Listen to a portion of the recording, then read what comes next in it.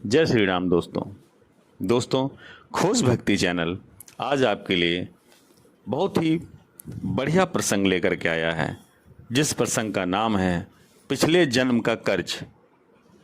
दोस्तों, कर्ज कहीं न कहीं तो भोगना ही पड़ता है, चाहे पिछले जन्म का हो चाहे इस जन्म का। इसी से संबंधित ये बहुत ही मार्मिक प्रसंग है। और हाँ, यदि अभी तक आपने खोज भक्ति चैनल का सब्सक्राइब नहीं किया है तो कृपया पहले चैनल को सब्सक्राइब करें तथा वीडियो को लाइक और शेयर अवश्य करें। तो दोस्तों, चलते हैं कहानी और प्रसंग की तरफ, जो सत्य घटना पर आधारित है, जिसका नाम है पिछले जन्म का कर्ज। दोस्तों, मथुरा की एक मांड तहसील के एक छोटे से गांव में एक युवक गंभीर रूप से बीमार पड़ा। उसकी पत्नी ने दिन रात एक करके अपने पति की सेवा की। बूढ़ा पिता अपनी यथाशक्ति सब जमा पूंजी खर्च करके पुत्र का इलाज किया, लेकिन कोई लाभ नहीं हुआ और युवक वो बिल्कुल ठीक नहीं हुआ। एक दिन उस पुत्र ने पिता को अपने पास बुला करके कहा कि पास के गांव में फलाने वैद्य जी से दवा ले आइए। दवा की कीमत 3.5 रुपये होगी। उस दवा से मैं ठीक हो जाऊंगा। पिता पास के उस गांव में जा करके वैद्य जी से दवा ले आए। दवा खा करके युवक सो गया।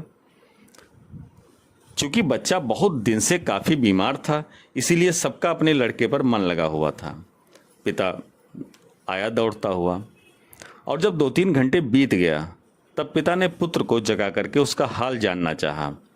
तो पुत्र पिता पर बिगड़ उठा और कहने लगा, अब न मैं तुम्हारा पुत्र हूँ न तुम मेरे पिता। पिछले जन्म में तुम एक डाकू थे और मेरी यह पत्नी पिछले जन्म में मेरी घोड़ी थी।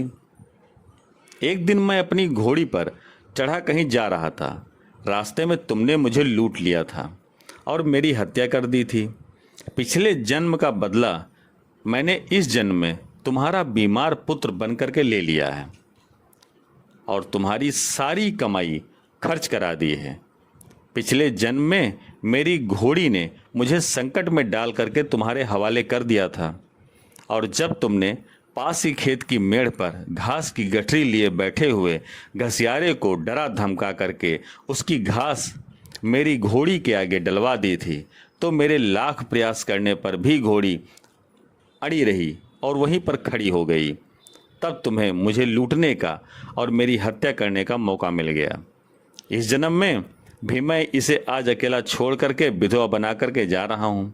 उस घसियारे के 3.5 रुपयों का कर्जा भी तुमसे अदा करवा दिया है। वह घसियारा ही इस जन्म में वैध है। अब जा रहा हूँ। और तभी युवक के प्राण पखेरु उड़ गए। तो दोस्तों, ये बिल्कुल सत्य घटना पर आधारित और सच्ची कहानी है।